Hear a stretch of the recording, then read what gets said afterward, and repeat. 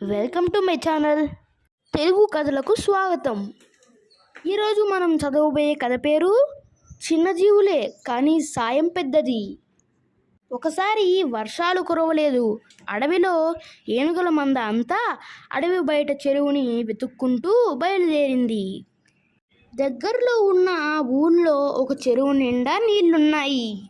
ఏనుగుల మంద చెరువు వైపు నడుస్తూ ఉంటే వాటి కాళ్ళ కింద పడి చాలా ఎలుకలు చనిపోయాయి.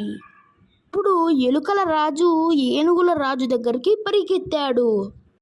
మీరు ఇంకో మార్గంలో వెళ్ళండి.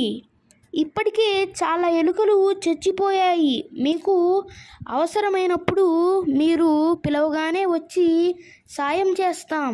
దయచేసి మమ్మల్ని కాపాడండి అని ప్రార్థించాడు. సరేలే, కాపాడతాం, కానీ మాకు మీలాంటి అల్పజీవుల సాయం అవసరం లేదు.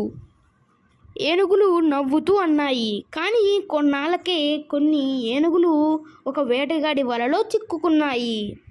అప్పుడు గజరాజు ఎలుకల రాజు సాయం కొరక తప్పలేదు. ఎలుకల రాజు పిలుపు ఇవ్వడంతో వేల కొద్ది ఎలుకలు దండులా వచ్చేశాయి. పటపటామని తమ వాడి పళ్ళతో ఆ వలని కొరికి పారేశాయి.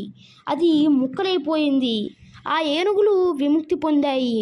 మీరు చిన్నవాళ్ళైనా పెద్ద సాయం చేశారు అంటూ ఏనుగులు కృతజ్ఞతలు చెప్పాయి. Bye friends.